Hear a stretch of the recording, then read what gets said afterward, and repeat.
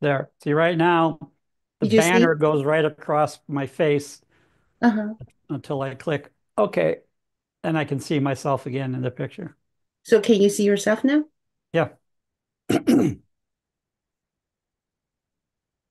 Okay. All right. Welcome, ladies and gentlemen. Welcome to Cheyenne's Forum. Today is the last day of year 2024, December 31st. Here's our dear friend, Tom. Tom, how are you? I'm fine. How are you? Very good, very good. So nice to see you at the last day of year 2024.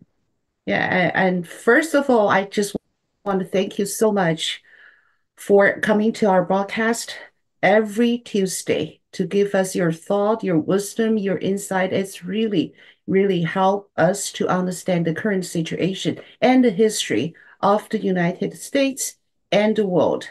I really appreciate that, Tom. Well, thank you. I appreciate being invited to come on, and I appreciate your audience paying attention and asking questions and thanking me for being on. That means a lot because obviously the things I say you already know, I already know, our families already know, but the thousands of viewers that you have may not know. And so Right. I'm glad to have a chance to tell people a little more about how our system here operates or Mhm. doesn't operate, as the case may be. Exactly, exactly. Thank you so much. And then since today is the last day of this year and year 2024, I think might be the greatest year of our life or the very, very special year of our life. So we have a lot to talk today. The first question I'm here for you is, can you tell us, in your opinion, what is the three most important things happen during this year, the past year.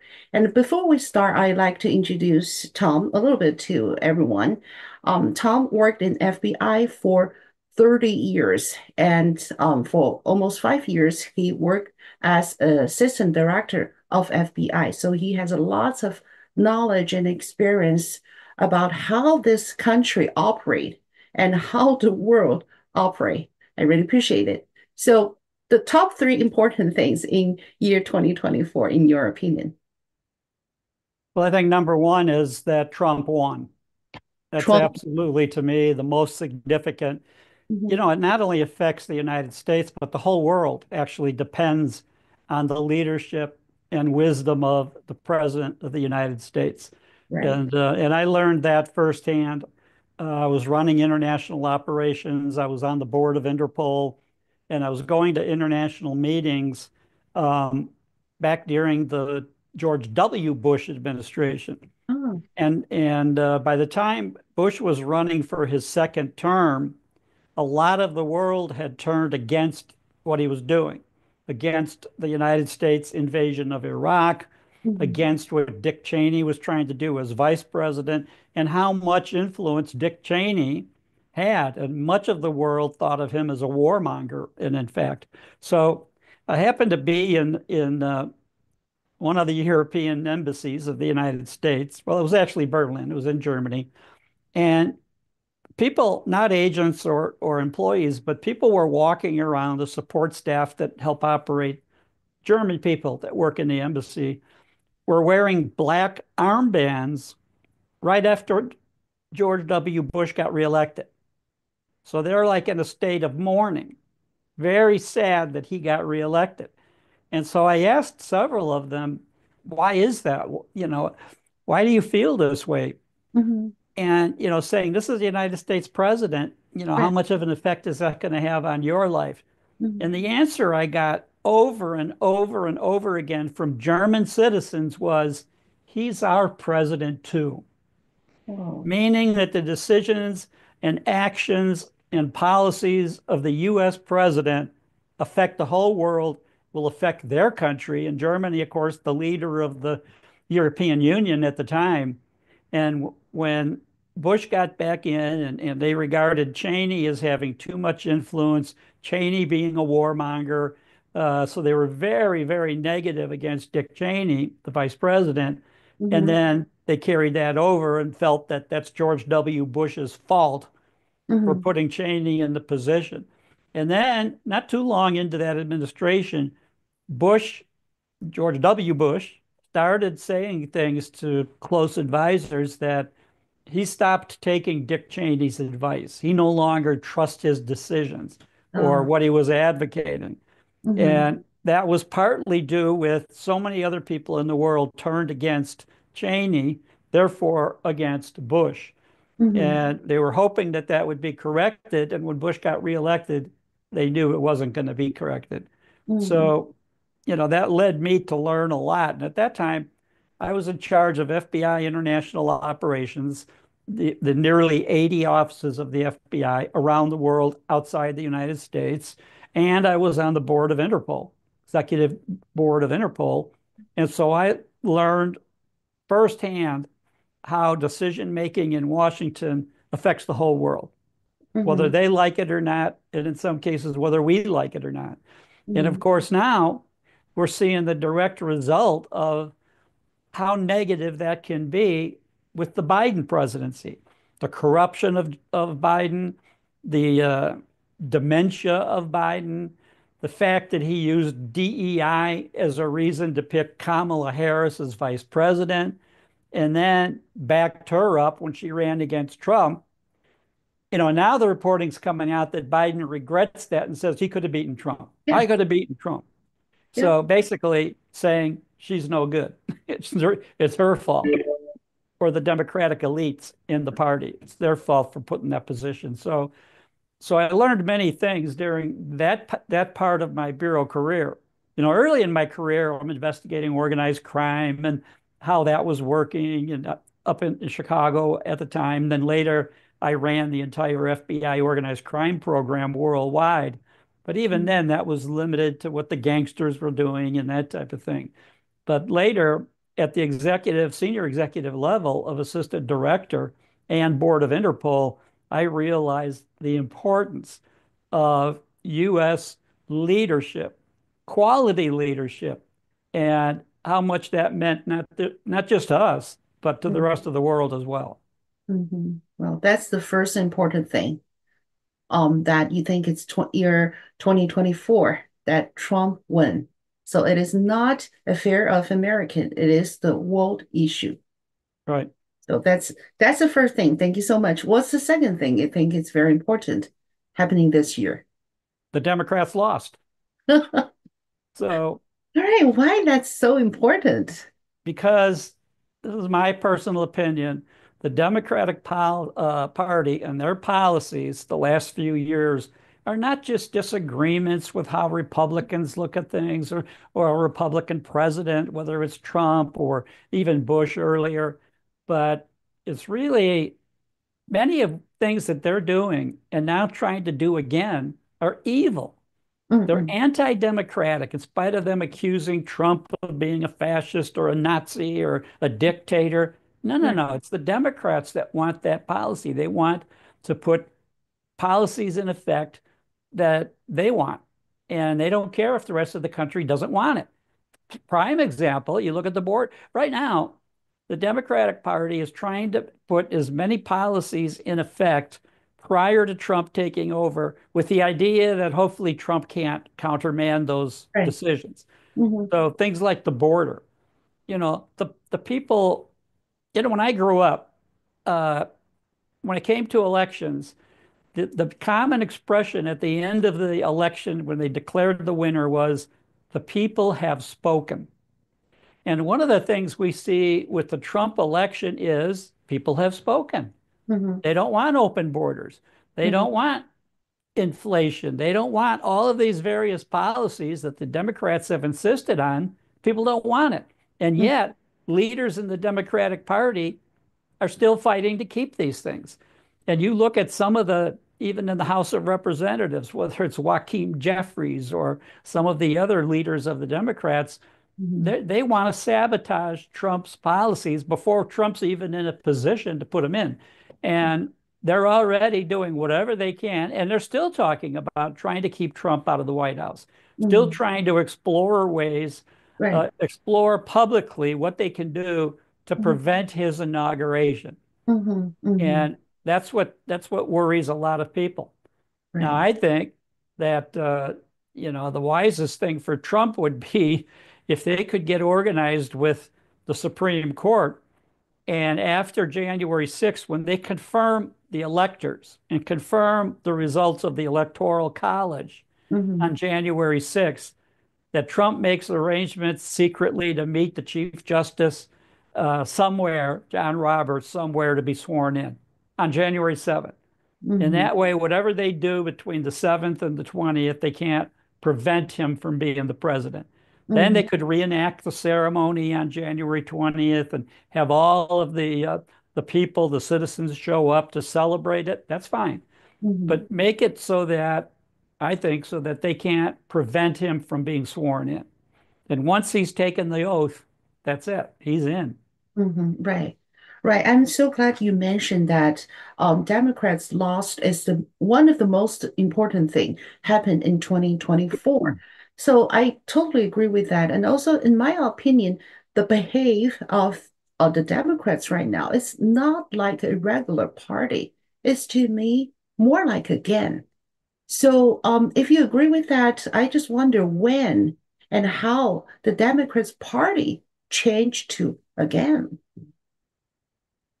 I think the only way it's going to change is if the people that are crying out for these stupid decisions, whether it's Joaquin Jeffries or some of the other ones in the House, in the Senate. Hmm. And the only way is hopefully they get voted out of office or they get charged criminally for something like they did Trump. They went after Trump. It didn't matter what they think he did. They charged him anyway. Hmm. So, Trump was able to fight that off and still manage to get on the ballots in the country and get Hmm. elected. And in spite of the fact they don't want that to have taken place, and they still don't want it. They're trying to find ways now to cancel him out. Right. And really, what they've discovered, I think, is the only way to keep Trump out of the White House is, and I shouldn't say it, but take his life, Yep. prevent him from living long enough to get Hmm. sworn in to be in the White House. Hmm. Well, And that's then, and then my hope is knowing that they still want to go after him physically, legally, any way possible, is hurry up and get J.D. Vance sworn in as vice president. That hmm way, if the worst unthinkable event happens against Trump, we have a great person that can step in and keep continuity with the hmm policies that Trump wants to enact and make happen. So I right. think that right now, this is the most dangerous time, I think, in American history since the Civil War. Hmm. Hmm. And really, the Democrats are showing that they're not interested in democracy. No. The people haven't spoken. It's all Hmm. up to them. They decide what the people say and think. Hmm. And that's what's going on, and it has to be stopped. Right. Right. Well, yeah, I just curious as a first generation immigration. I think most of my audience are just like me. We're the first generation. We're here like 10 years, 5 years, 20 years, maybe 30 years. Um, but we are here not long enough to know how Democrats change from a regular party to today's Democrats, which is like a crazy Well, leftist. the truth is that unless people study history, really study history, Mhm. the Democratic Party has been, bad since 150 years ago. Okay. They're the party of slavery. They're the party, Andrew Jackson's presidency, when they took Americans, Indians, Native Americans living in the South, Cherokee mainly, and Mhm. said, we're taking away your property, we're taking away your freedom, and we're going to physically march you from Georgia and other southern states to Oklahoma and put you on reservations where you're in basically a giant penitentiary. Now, in that case, so many Native Americans died on the journey that the journey was called the Trail of Tears. So many died before they even got to Oklahoma. And, and then we saw that later. It's the Democratic Party under Franklin Delano Roosevelt that locked up American citizens that were Japanese ancestry Yeah, right, and put right. them on reservations out west in the mountains. And interestingly, One of the leaders of the United States that fought against that policy and said it was wrong and Mhm. illegal and unconstitutional was Mhm. J. Edgar Hoover, the head of the FBI. Oh, He denounced the internment policy because the people they were interning were Japanese Americans who were American citizens. They were right. U.S. citizens, many of them. A good friend of mine later, when I was the assistant in charge in San Francisco, I met the chief of police in Gilroy, California. Now, Gilroy is also known as the garlic capital of the world. They Mhm. have a big garlic festival in the summertime. Sure. And the chief of police that I met at that time, a young man, graduated from the FBI's National Executive Course, Mhm. was telling me that he was born in Idaho or somewhere on a reservation. His Wow. parents were his parents were citizens. They Mhm. owned property and businesses that the government took away, and they never really got reimbursed for what it was worth. And he was born in the camp, The Japanese camp. in this camp, Wow. with other Japanese that were locked up. And interestingly, he didn't have a negative thing to say about the United States. He was still patriotic, loyal American, chief of police trying to achieve law and order, in Gilroy at the time. Mhm. And just, it was a very educational for me to meet so many people that had been in during the President Roosevelt administration locked up in the internment camps in spite of the FBI saying it's wrong. Now, later, 20, 30 years later, oh, we better give some money to the Japanese. We better make some reparations. But it was, how do you make a reparation for illegally taking away their property and their freedom? Right. Wow. Thank you for this history lesson. I never know that has happened under a Democrat president. Democratic policies. Another series of Democrat policies were that during the late 1800s, Mhm. the Democrats backed the founding of the Ku Klux Klan and the expansion of them and their racist policies, mainly against African Americans who had been slaves and were now free. And they went after them and basically tortured them and killed many and hung many and all of that. And what's interesting about the Ku Klux Klan is, again, it was Democratic policies that enabled that. And the one Democrat president that really enabled it was Woodrow Wilson. Now, Hmm. Woodrow Wilson, this is around just prior to the Civil War, but when he becomes president, World War I, when he becomes president, he reenacts policies that had been eliminated to discriminate in federal employment against blacks. That Oh. became policy. So his policy. So he's Hmm. backing the Ku Klux Klan and he's putting policies back in place that discriminate against blacks, mainly African Americans.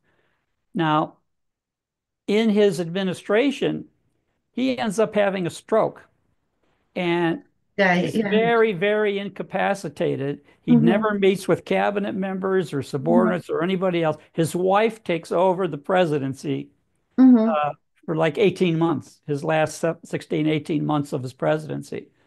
So, and again, the policies that he had put in place were evil.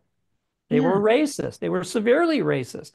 And so to hear Democrats today accuse Trump or Republicans of being racist and discriminating, they're not the ones that did.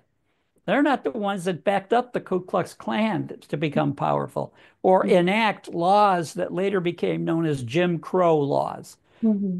that created separate bathrooms for blacks compared to whites, or just a variety of policies that were enacted to basically discriminate against blacks. And this went on. And, during the Johnson administration, Johnson gets all this credit for, well, they enacted the civil rights laws, 1965, 66, in that time frame. Johnson was absolutely against those policies. He was against enacting those laws, but it just became too much. The whole country wanted that.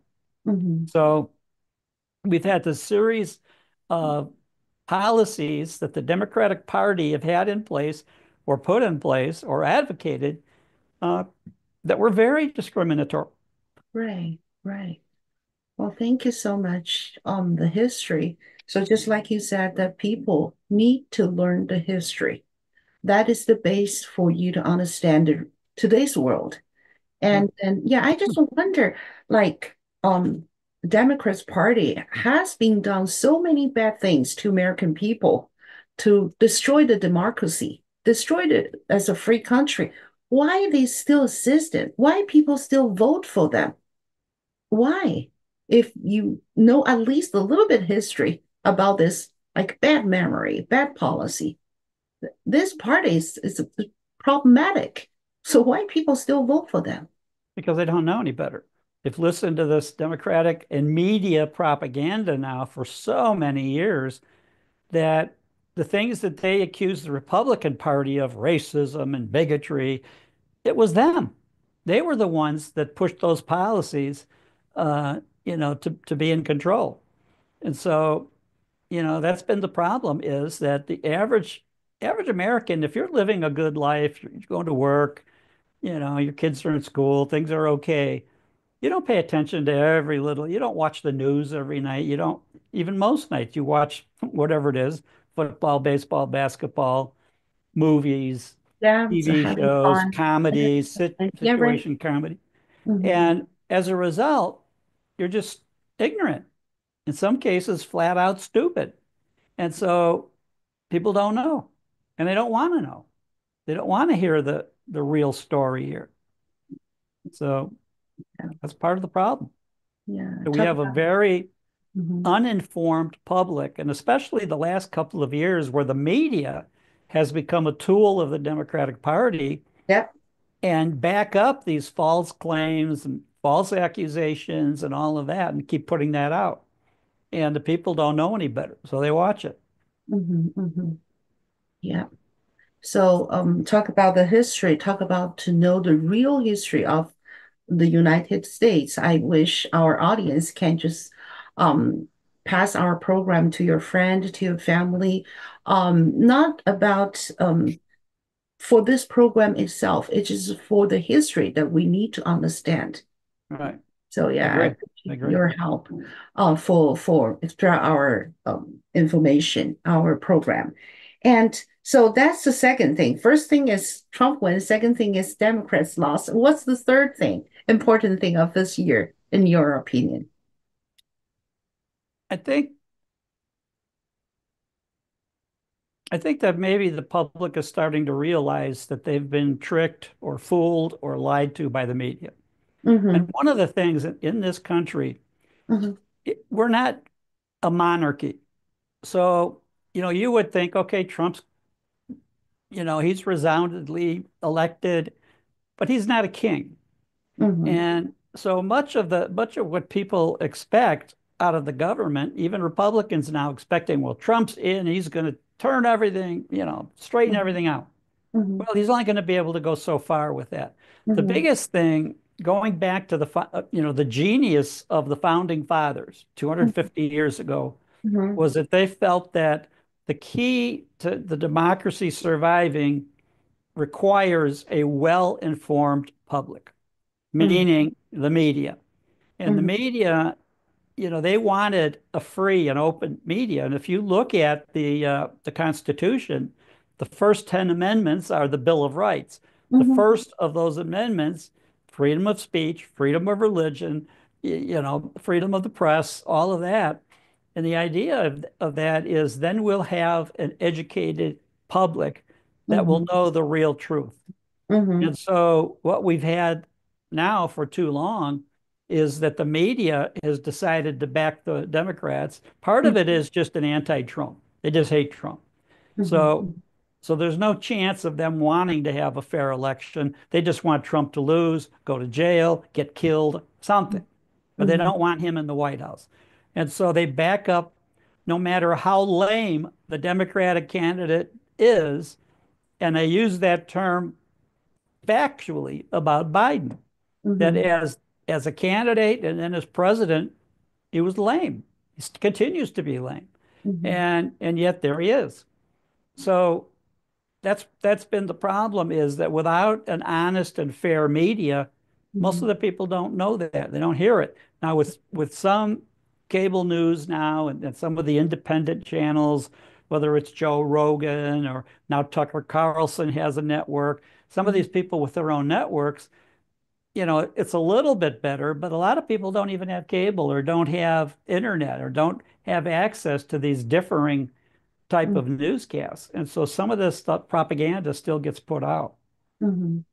Well, yeah, that's very important. So, when you talk about that, I'm thinking about Carrie Lake. Remember, she trying Yeah. to running in Arizona, and then Trump right now have nominee her as Voice of America, the director of a Voice America. I think it's a really good nominee. What do you think?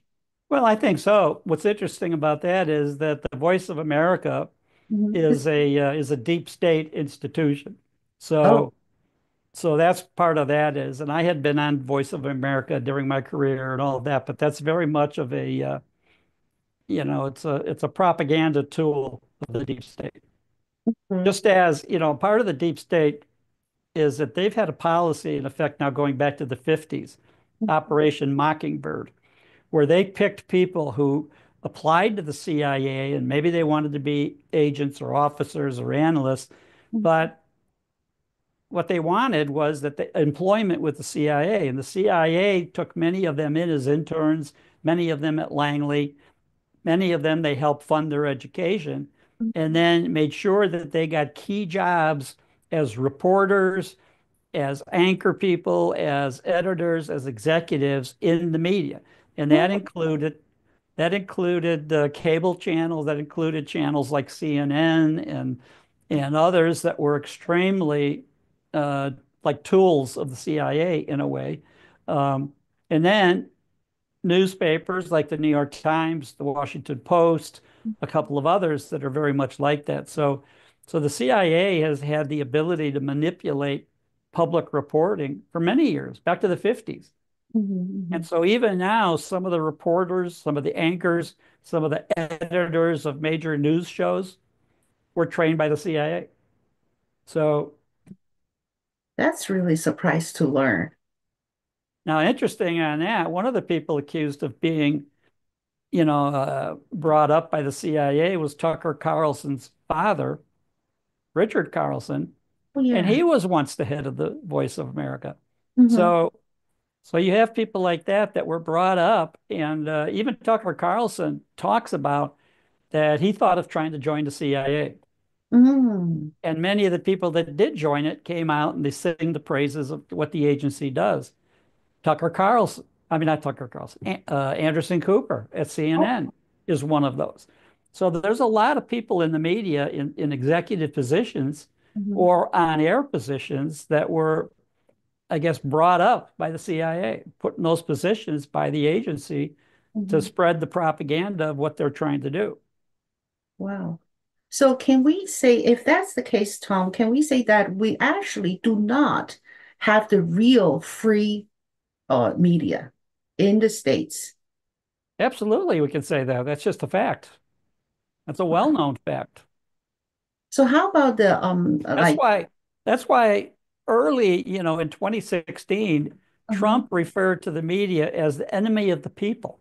uh-huh, Remember that? Oh, he's a traitor. How can he say that? Oh, that's evil. Well, he was seeing how they operate. mm, mm, And he mm, know that much of the media was operating against the interest of the American people mhm, in favor of the interest of the big donors, the right, big parties, the elite in Washington, the right, military industrial complex, mm, all of those institutions supported by the media were actually not in the best interest of the United States. And putting the truth out for the people to figure out, make right. up your mind, do you like this candidate or that? If you don't know the truth about them, how do you decide? Now we come to the final, maybe final, the most important question. Who is behind CIA? I think it's a combination of the people that are in there being supported by these big donors, these big corporations, uh, and what they want. Now, the CIA originally, it was founded in 1947, and it was a result of during World War II in the 40s. We had the Office of Strategic Services, and they were, kind of like a part of the military, let's say, to do sabotage, to do things like that. In 1947, Truman signed into law the National Security Act of 1947 Mhm. created the CIA.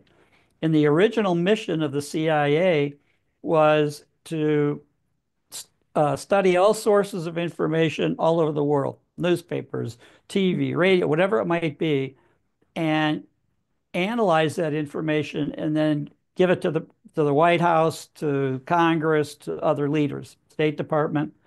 And that was kind of what they were designed to do. Mhm. Later, what happens is, and not too much later, almost immediately, what happens is that they begin operations around the world to eliminate or overthrow people that they didn't want to run those countries. Mhm. Accuse them they're communists or they're no good or they're not going to operate in America's best interest. Mhm. And they got into that kind of engineering overthrows of various governments that they didn't like. And then by that time, even Truman admitted he made a mistake. They were supposed to be gathering information to advise the president. They were not supposed to be going off on their own doing Um, covert military type operations, which they ended up doing. mhm. So if Truman realized that he made mistake, but he cannot do anything to stop. No, by that time, the agency was too powerful, had too many people supporting them, getting big money to support them.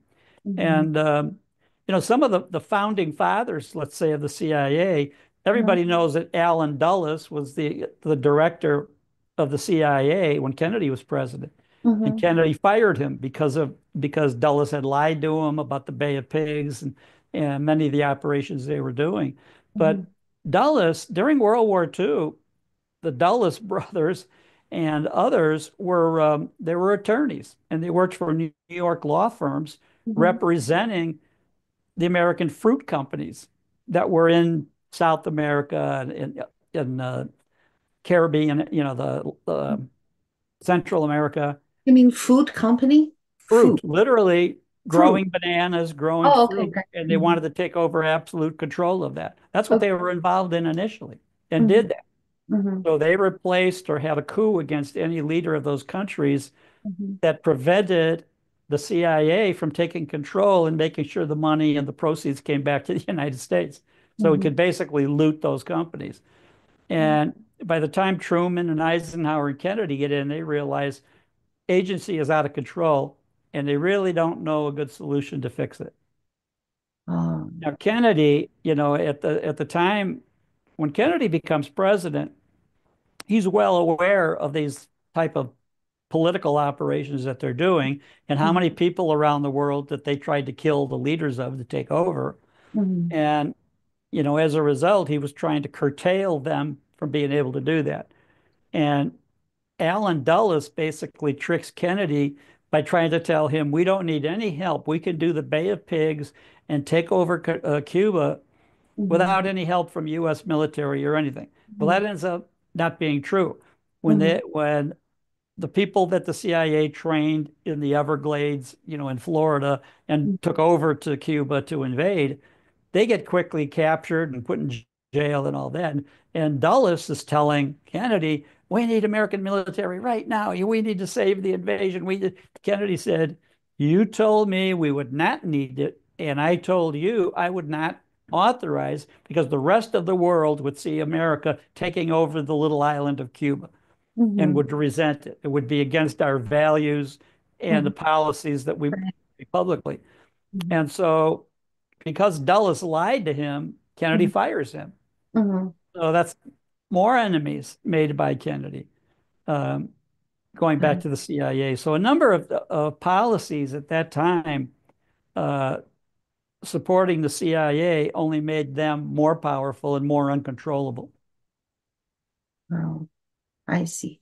Well, thank you for the another history lesson that we really need to know. So it seems to me there are a huge force against American. against the American people. It's been there for a long time, a lot longer than we thought. Yeah, Can we say that? All right. It yeah. still exists today. So that what we call the deep state. Well, so thank you so much for the top three important things that happened in year 2024, which gave us a good base on year 2025. So my next question for you, Tom, is what do you expect or hope to happen in year 2025? Top two or top three, what do you think Well, I will think that the top one is that Trump would be able to enact many of the policies Mhm, that he campaigned on, what he was going to try to do, whether mhm, it's close the border again with Mexico. mhm, Some of the other policies that he's advocated, energy production, start mhm, the drilling, the fracking and these other policies that were all eliminated under Biden, bring mhm, that back. Uh, because he's looking at those policies can help bring down inflation. Right mhm, now, one of the biggest causes of inflation is whether you're growing crops on a farm or picking the crops with the machinery that, require diesel fuel. And mhm. then after you've picked the crops, you put them on trucks that require diesel fuel to transport them Right. from the farmland out west and out in the Midwest to the processing centers. Then after it's processed and packaged, you need trucks using diesel fuel to take those products to market. Mhm, And then of course the people are going to need gasoline in their cars to go to the store and actually get these products. And mhm, so that's what's required. The Democrats, Biden administration have been fighting that tooth and nail to mhm, not have that, to keep the prices of energy like that mhm, and keep it artificially high, which mhm, raises the price of raising crops and taking product to market, people going to market to buy it.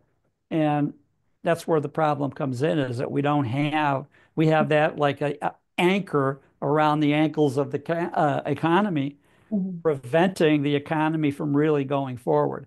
So mhm, Trump, from the beginning of the campaign, has talked about, when he's in, it's going to be drill, baby, drill, and fracking if you need it, and all of that.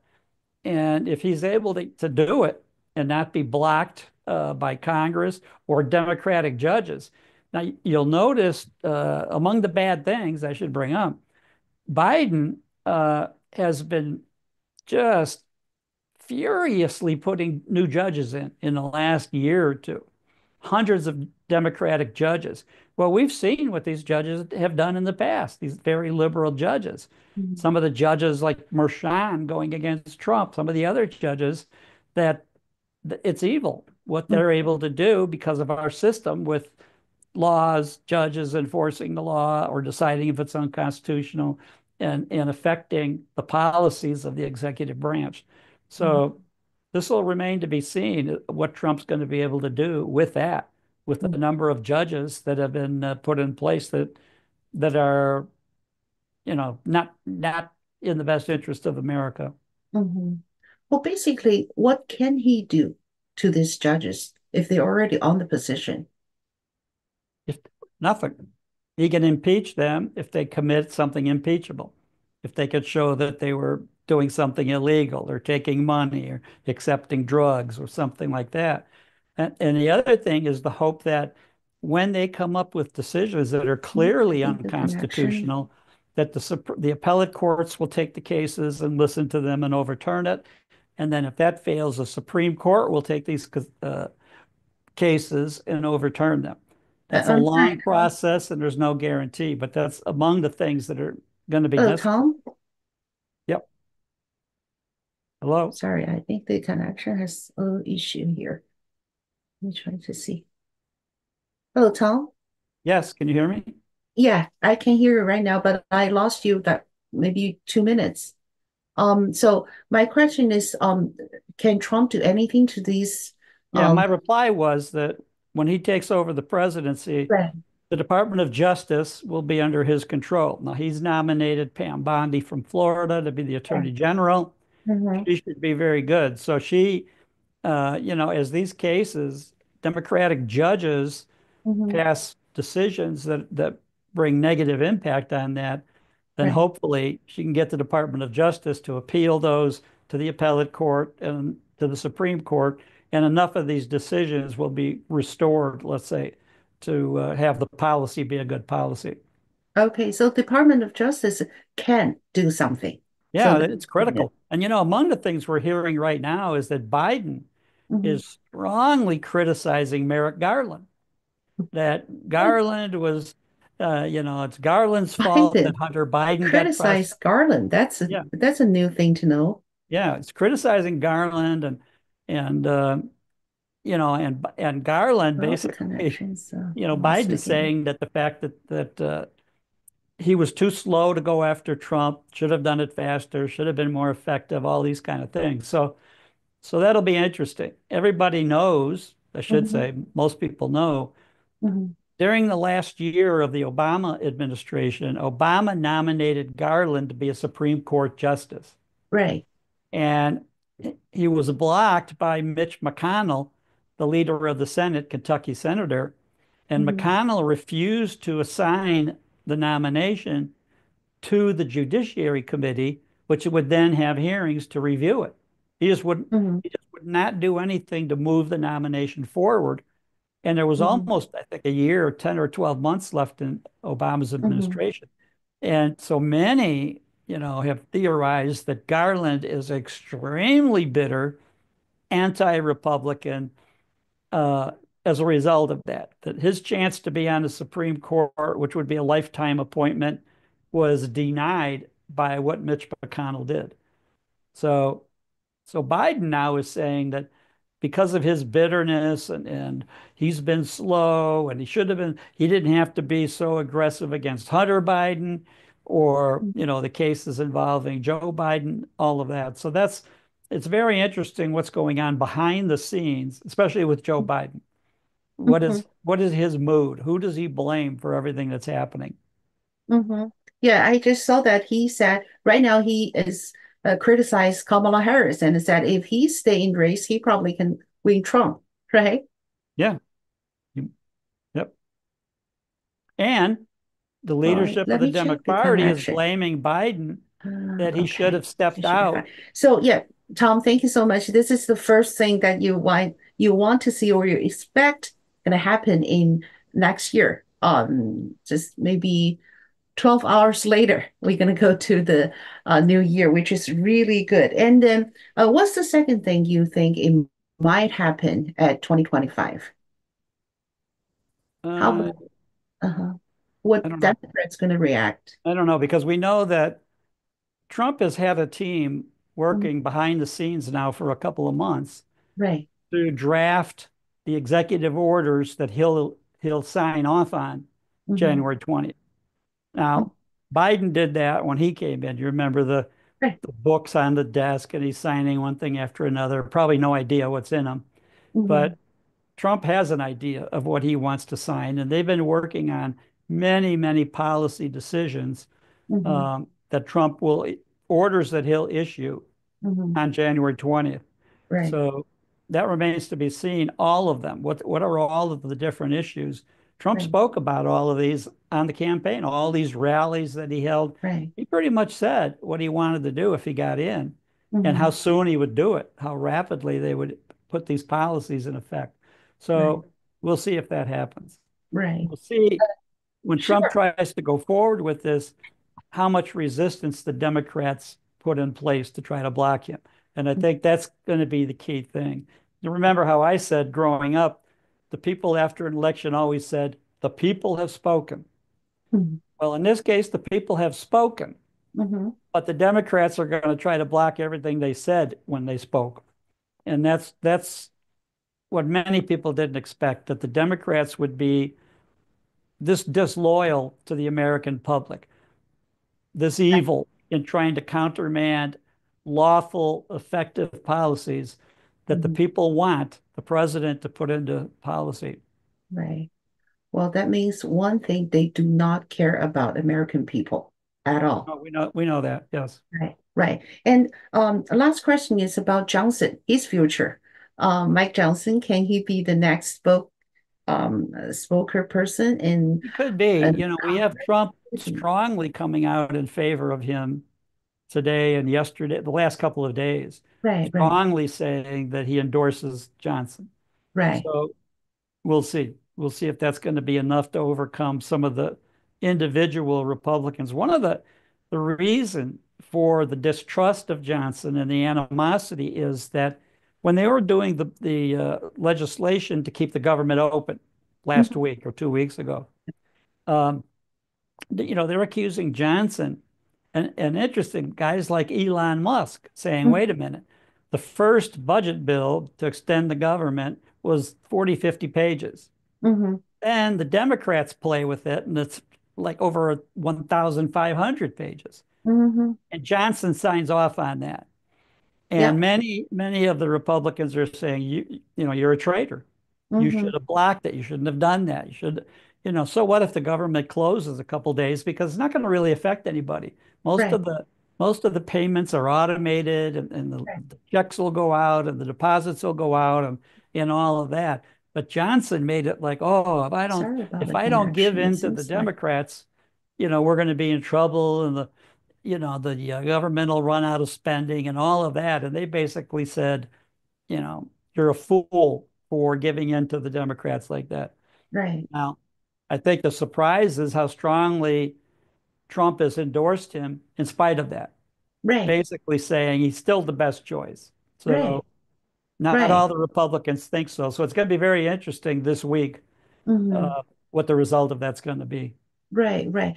Well, thank you for telling me that the first draft is only 45 pages Right, from. 40 or 50 pages.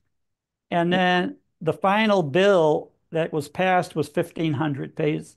And when you look at when Republicans start putting out, here are some of the policies. Here is where they were going to spend money on. Some of the things like that, many of it's outrageous.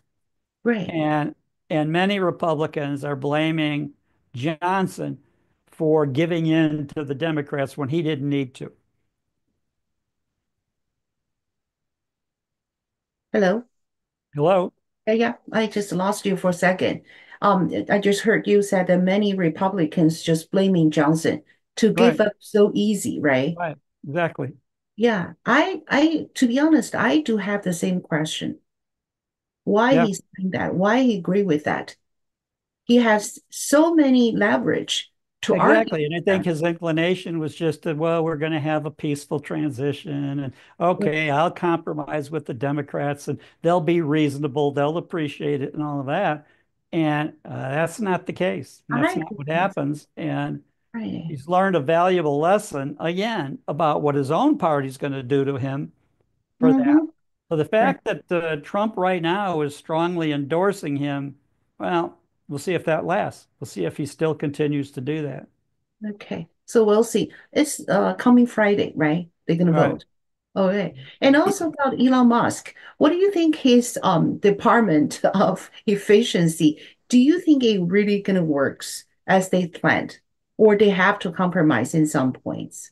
Yeah, at some point they'll be compromised, but they're looking at it being better than nothing Hmm. and trying to simulate what Clinton did Hmm. 1993 Hmm. with the reinventing government, the Hmm. National Performance Review, which I was part of that task force.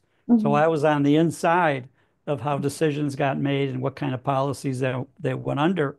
Hmm. Um, and so it did many effective things at the time, but Hmm. the attempt now with Vivek Ramaswamy and Elon Musk, we'll see how that goes. Now, one of the policies with Elon and Trump is that they could play a game. Actually, in law enforcement, we refer to that as good cop, bad cop. Hmm. We had a bad guy in custody, Hmm. and you'd have a bad cop come in and basically threaten, maybe not hurt him, but physically threaten, and we're going to do this, all of that. And then Hmm. they'd say, okay, go step outside. The good cop would come in and say, Ah, I see. if you cooperate with me, I'll Hmm. protect you, and all this bad stuff won't happen to you, and it'll be better. So it was Hmm. the good cop, bad cop. what you have now with Elon is Trump being the good cop in a way, Mm-hmm. and Elon Oh, telling that one. Okay. Republicans, rhinos, and Democrats, I've got all of this money, more Mm-hmm. money than anybody. And Mm-hmm. what I'm going to do when you run, every member of the House of Representatives, their term is only 2 years. Mm-hmm. So in a year and a half from now, almost, they're going to be running for reelection. Right. They're going to need money. And Uh, so what Elon has been telling them, I'm going to primary you, which mm-hmm. means if you don't support Trump's policies, if you Mm-hmm. don't behave, I'm going to fund somebody to run against you and give them millions and millions of dollars to defeat you. And Mm-hmm. that, and so the people arguing these policies that are against Trump or against what the main people want, they have Elon telling them that I'll get you out of office. I'll Mm-hmm. outspend you. I'll find somebody to run against you. I'll fund their campaigns and you'll be out, period. I'll Mm-hmm. outspend you, out campaign you, everything. You'll be gone. Yeah. And many of these guys, that's what they do. As soon as the election's over in November, they're Mm-hmm. immediately campaigning for Right. the next election because the next election's 2 years away. And Mm-hmm. by the time you get through the Yeah, they holidays, have to start right all of now. that, it's like a year and a half away. Mm-hmm. So yeah, so Elon's in a position with his money to Mm-hmm. say, I'm going to get you. Don't worry about Yeah. Trump or anybody else coming after you. I will get you with my money. Right. And many of these people are going to be like, uh-oh, uh-oh. It's a different pressure. It's just like a Chinese saying is 红脸,白脸, red face and white face. So it's just like a good cop Good and bad. cop, bad cop. Yeah. Yeah. And normally it works really well if you play that smartly. Right. Yeah. All right. So let me see what else people our audience sent to us. Oh, Happy New Year, Happy New Year, and thank you so much for Tom. Happy New Year, Tom. Happy New Year. I really appreciate this a lot. Our audience just say hi to you and say Happy New Year to you. And one of our audience said that we're gonna have the tomorrow will be better. Next Okay. year will be better. And the last question, maybe just a very brief answer is about the Greenland. Trump said that he wants to purchase Greenland, and some people just say no. Some people say good. Some people say, is he make a joke? So, what do you think about With Trump, you don't know. He makes these that? Uh-huh. accusations or promises that it could be a joke. It could be an invitation to negotiate, you name it, like he did with Canada. Right, right. So you just That we're going to annex Canada, and he's telling Trudeau, "You'll uh-huh. be a great governor of Yeah. the 51st state of the United States." And and so many people are going in Canada are saying, that'd be a good thing to Right, become part of the United States. right, Anything would be a good thing to get rid of Trudeau. That's how right. bad he is. Yeah. So he's just a more handsome version of Joe Biden. Mm, And so a lot of people in Canada want to get rid of him. hmm. And they don't have regularly scheduled elections like here that you've got 2 years, then you've got 1 year, and you've got 6 months to straighten out the government. Right. Trudeau can play all kinds of games, which they've done. Uh-huh. So that'll be interesting what happens with Canada Right. And or Panama. Greenland or other places. Right, right. So we'll see. Well, thank you so very much, Tom, for your time, for your energy, and for your insight and for your very valuable history lessons. We really do need it. So, but for next year, we're going to have more opportunity to see what happened. And what happened this year, next year will soon become a history. And then we just wish the next year will be the beginning of the new era of this nation. Yeah, and I think was it Confucius that said, "May you live in interesting times." Yeah. I think I think that what's happening now is we are living in very interesting times.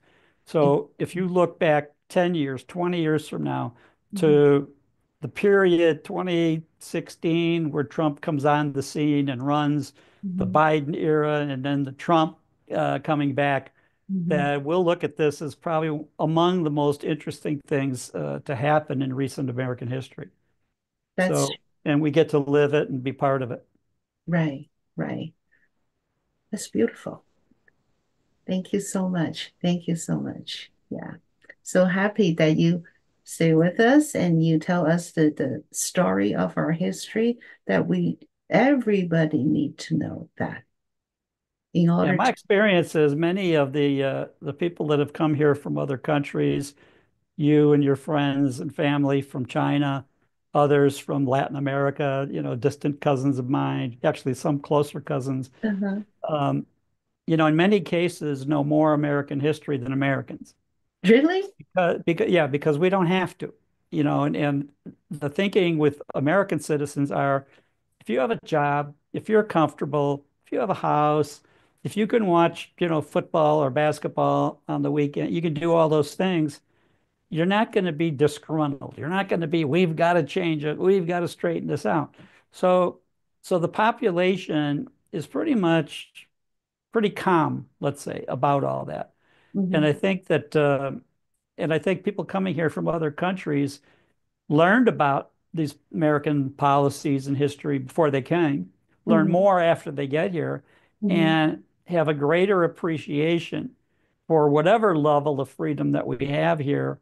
And Hmm. it may not be complete, and we may have the government Hmm. trying to censor you and do all of these things. But for the most part, if people are happy, then they're complacent Hmm. and aren't That's trying to overthrow the government and take over the world. They're like, okay, mhm. Trump's in, he's going to straighten all this out. Now, maybe he's not, but everybody pretty hopeful that he will.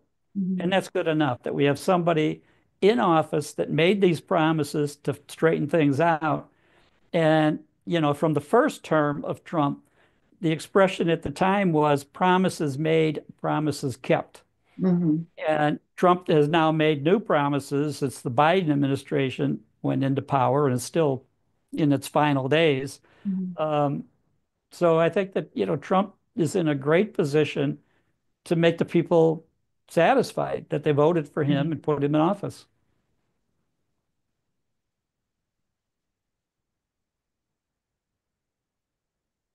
Mhm. So anyway, thank you for having Yeah, me sure. on.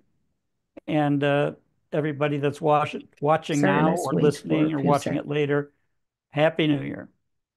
Let's hope for much better things in the months and years ahead here.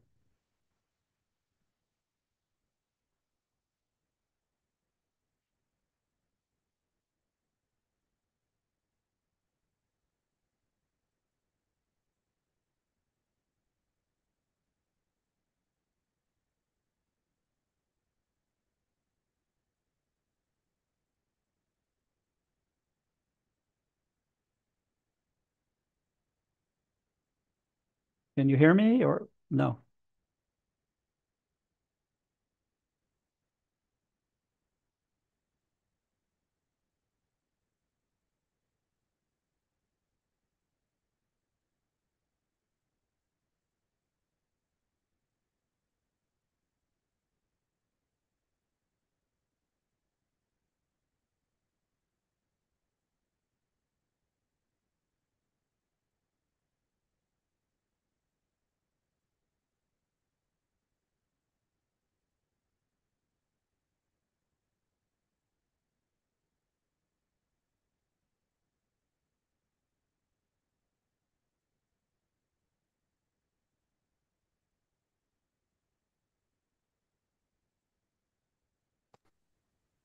Hey, Tom, Yes, I'm here. I'm so sorry. I don't know what happened. I just lost. I don't know. I'm back. I'm back. Sorry about that. It's Sorry okay. about that. So you just mentioned that Trump has a very good term to do whatever he plans to do, Right. and are in good hand right now. And the other thing, one of the things I meant to mention earlier when you were asking about the good things that happened last year, and I Hmm. mentioned Trump winning and the Democrats losing. What I Hmm. should have inserted after Trump winning was we now have a fantastic vice president, J.D. Vance. Right. And Okay. unlike Biden putting in an idiot like Kamala Harris just to get Uh, black women to vote or whatever DEI he was trying to accomplish, mhm, we now have someone, if God forbid something happens to Trump, mhm, whether it's engineered by his enemies or just natural causes, whatever happens, we mhm, have now a vice president who is going to be very able to take over. mhm. And, I mentioned earlier about Woodrow Wilson having a stroke a Right. year and a half before the end of his presidency, and his wife Edith took over Mhm, and then blocked cabinet members from being able to meet him. She ran the presidency mhm. while he was incapacitated for a year and a half. Right. And, and she wasn't anybody brilliant.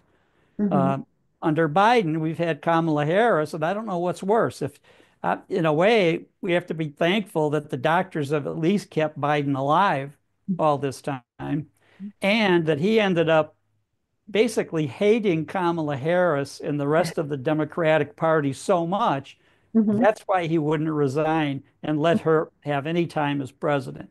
mhm, Now we're hoping now in the last 3, 4 weeks that he keeps that going, does mhm. not make her president, does Right. not make her a historical figure, the Mhm, first woman president. No, there are so many women that I would support to be president. mhm. She's not one of them. No. And I think that that's important, that Biden survives the last 3 weeks. Uh, when he's on the beach chair doesn't fold up and crush him, whatever. Um, but in any event, that he survives long enough to be succeeded by Mhm. the combination of Trump and J.D. Vance. Well, that's our wish too. Yeah. Yeah. All right. Well, thank you so very much. And then I really appreciate it. And then Happy New Year. And Happy we're New Year. And, the next couple of months are going to be very interesting with a right, lot of news happening right, almost every day, right, up to and including the inauguration and then even beyond. So, right, so we'll see the wheels of the American government turning right right, before our eyes. right. Just like you said, we are experience the history, the Right. most important moment of the history of our country. And thank you again so much. Happy Okay. New Year. My pleasure. Happy New Year, everybody. See you next week, Tom.